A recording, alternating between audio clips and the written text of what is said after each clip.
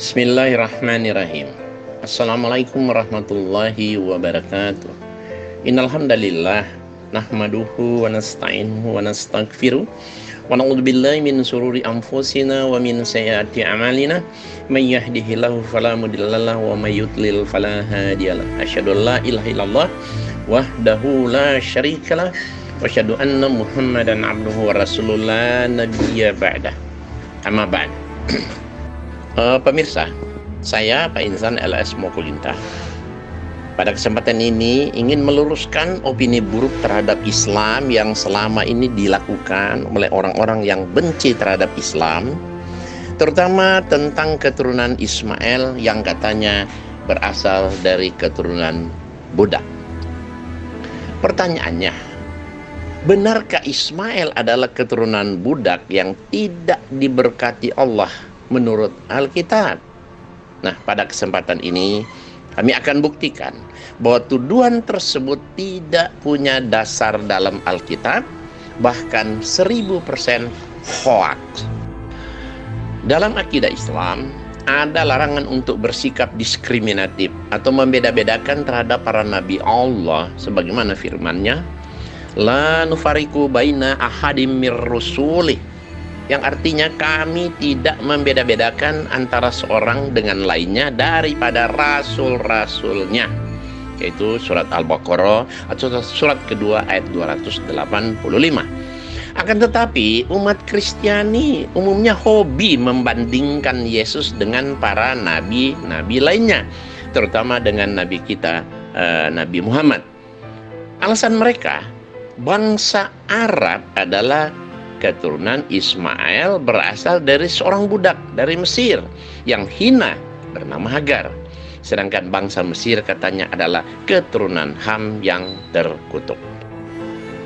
Jadi kesimpulan mereka, karena Nabi Muhammad berasal dari keturunan Ismail yang ibunya Hagar adalah seorang budak dari Mesir dan berasal dari keturunan Ham yang terkutuk, maka menurut mereka kehadiran Nabi Muhammad serta semua bangsa Arab tidak direstui dan tidak diberkati oleh Allah. Itu diambil dari kitab Kejadian pasal 17 ayat 18 dan 19. Menurut mereka, dari segi keturunan, Yesus lebih suci dan lebih mulia dibanding Nabi kita Muhammad. Dan lagi kata mereka, dari keturunan Ishak inilah akan lahir seorang juru selamat umat manusia, yaitu Yesus, bukan lewat keturunan Ismail. Pertanyaannya, pertama, benarkah Hagar lebih rendah dibanding Sarah, istri pertama Abraham? Kedua, benarkah Hagar dan keturunannya yaitu Ismail tidak diberkati oleh Allah karena berasal dari keturunan budak? Ketiga, benarkah lewat keturunan Ishak akan lahir Yesus sebagai juru selamat untuk semua manusia? Dan yang keempat, benarkah silsilah leluhur Yesus melalui Ishak dan ibunya Sarah lebih mulia daripada silsilah leluhurnya Muhammad melalui Ismail dengan ibunya Hagar? Baiklah, kami akan jawab keempat pertanyaan ini satu per satu. Pertama, benarkah Hagar lebih rendah dibanding Sarah? Nah, untuk menjawabnya, kami akan menggunakan Alkitab mereka sendiri, bukan Al-Quran. Baiklah, kami mulai dari asal mula pernikahan Abraham dengan Hagar. Menurut kitab Kejadian, pasal 16, ayat 1-3. Silakan yang punya Alkitab, silakan buka Kejadian 16 ayat 1-3 yang bunyinya sebagai berikut. Adapun Sarai istri Abram itu tidak beranak. Ia mempunyai seorang hamba perempuan orang Mesir, Hagar namanya. Berkatalah Sarai kepada Abram, engkau tahu Tuhan tidak memberi aku melahirkan anak. Karena itu baiklah hampiri hambaku itu, mungkin oleh dialah aku dapat memperoleh seorang anak. Dan Abram mendengarkan perkataan Sarai. Jadi Sarai istri Abram itu mengambil Hagar, hambanya, orang Mesir itu, yakni ketika Abram telah 10 tahun tinggal di tanah Kanaan, lalu memberikannya kepada Abram suaminya untuk menjadi istrinya. Nah, pemirsa, itu berarti perkawinan Abram dan Hagar sah, karena yang suruh menikahi Hagar justru Sarah, istri pertama Abraham. Pemirsa, soal Hagar adalah hamba sahaya atau budaknya Sarah, itu hanyalah menurut pandangan mereka karena ketidaksukaan terhadap Islam, bukan berdasarkan firman Allah di dalam Alkitab. Baiklah, kami akan kutip menurut Alkitab, diambil 2 ayat dari kitab Perjanjian Lama dan 2 ayat dari kitab Perjanjian Baru, untuk membuktikan bahwa Tuhan atau Allah tidak membeda-bedakan orang. Pertama, dari kitab Perjanjian Lama, Ulangan 10 ayat 17. Bunyinya, silakan buka yang punya Alkitab. Sebab Tuhan Allah mula Allah segala Allah dan Tuhan segala Tuhan, Allah yang benar, kuat dan dahsyat, yang tidak memandang buluh ataupun menerima suap. Kemudian yang kedua dari kitab Mazmur pasal 22 ayat 25, silakan baca. Sebab ia, maksudnya Allah, tidak memandang hina ataupun merasa jijik kesengsaraan orang yang tertindas, dan ia tidak menyembunyikan wajahnya kepada orang itu, dan ia, Allah, mendengar ketika orang itu berteriak minta tolong kepadanya. Kemudian 2 ayat dari kitab Perjanjian Baru, yaitu Kisah Rasul pasal 10 ayat 34 sampai 35. Silakan simak. Lalu mulailah Petrus berbicara, katanya, sesungguhnya aku telah mengerti bahwa Allah tidak membedakan orang.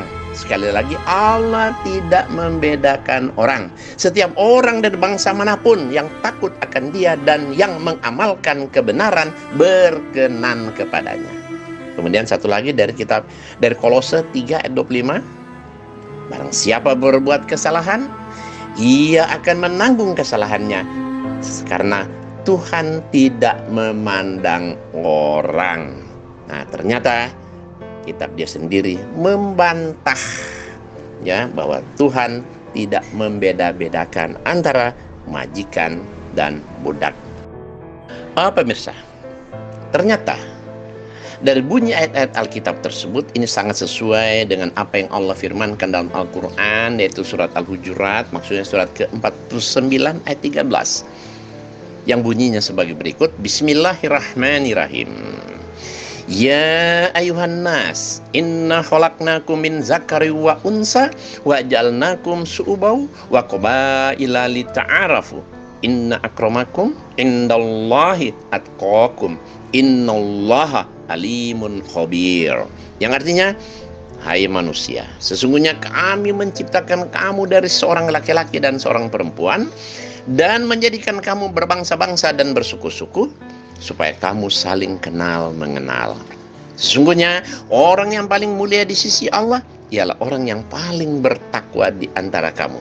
Sekali lagi, sesungguhnya orang yang paling mulia di sisi Allah ialah orang yang paling bertakwa di antara kamu. Sesungguhnya Allah Maha mengetahui lagi Maha mengenal. Nah, jadi dalam pandangan Islam tidak ada istilah majikan harus lebih mulia daripada hamba sahaya atau budak. Walaupun dia budak, jika dia lebih bertakwa, nah itulah yang mulia di sisi Allah Subhanahu wa taala. Kemudian pertanyaan yang kedua, benarkah Hagar dan keturunannya, yaitu Ismail, tidak diberkati Allah karena berasal dari keturunan budak? Pemirsa, sebenarnya tuduhan seperti itu terlalu mengada-ada, sebab tidak ada dasarnya sama sekali dalam kitab suci mereka. Tuduhan tersebut karena kebencian dan ketidaksukaan terhadap Islam, sebab Islam dianggap agama pesaing utama dari agama mereka. Nah, untuk menjawabnya, saya akan gunakan kitab mereka sendiri, yaitu Alkitab, untuk membuktikan bahwa tuduhan mereka tidak punya dasar selain karena ketidaksukaan terhadap Islam. Bagaimana janji Allah terhadap Hagar dan Ismail menurut Alkitab atau Bible? milik mereka sendiri. Nah, hadirin, silakan buka dan simak kitab Kejadian pasal 16 ayat 10 sampai 11. Lalu kata malaikat Tuhan itu kepadanya, maksudnya kepada Hagar, "Aku akan membuat sangat banyak keturunanmu sehingga tidak dapat dihitung karena banyaknya." Selanjutnya kata malaikat Tuhan itu kepadanya, kepada Hagar, "Engkau mengandung dan akan melahirkan seorang anak laki-laki dan akan menamainya Ismail, sebab Tuhan telah mendengar tentang penindasan atasmu itu."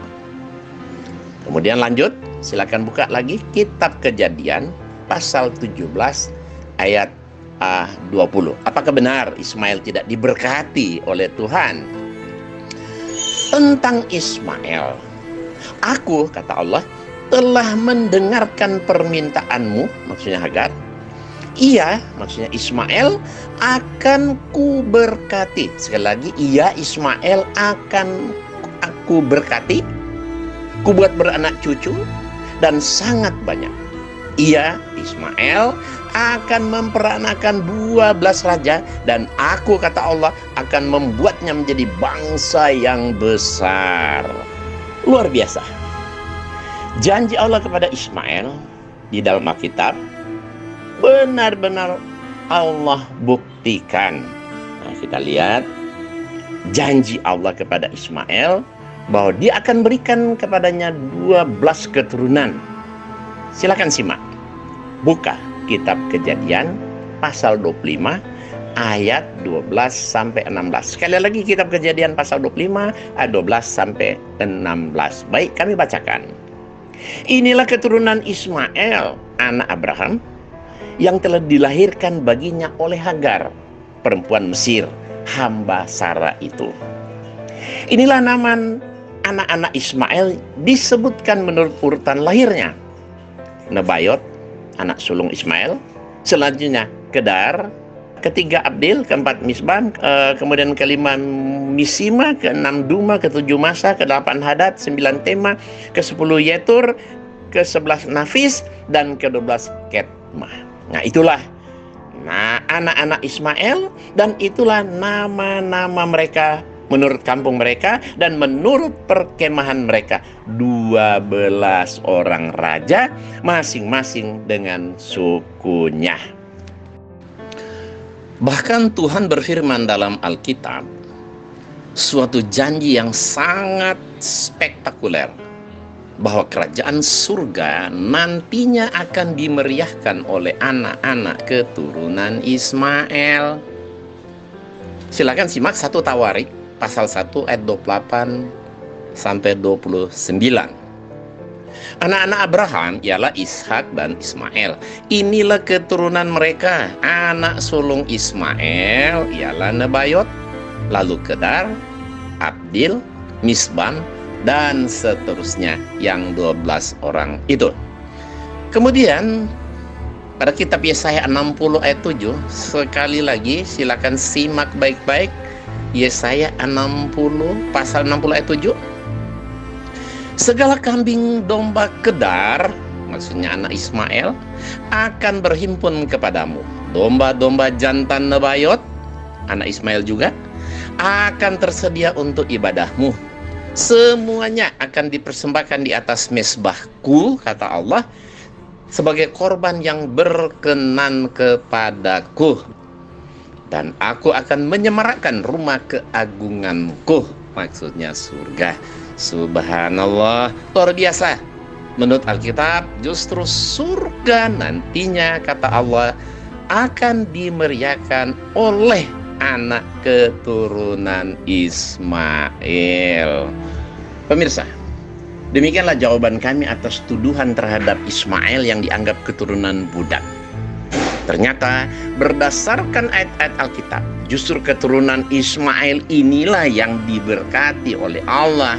Dan bahkan kata Allah dalam Alkitab, justru kerajaan surga kelak akan dimeriahkan oleh anak-anak dari keturunan Ismail. Ya, semoga umat Kristiani yang menuduh Ismail sebagai keturunan budak menyadari akan hal ini dan tidak mengikuti tuduhan atau sangkaan yang tidak benar dari orang-orang yang benci terhadap Islam, sebab kenyataannya justru semua tuduhan mereka tidak punya dasar dalam Alkitab. Semoga Allah Subhanahu wa taala memberikan petunjuk dan hidayahnya kepada mereka yang anti-Islam dan ditunjuki kepada jalan yang lurus, yaitu Islam. Inna dina indallahil Islam wa may yabtaghi ghairal islami dinan fala yuqbal minhu wa huwa fil akhirati minal khasirin. Insyaallah bersambung pada episode yang kedua.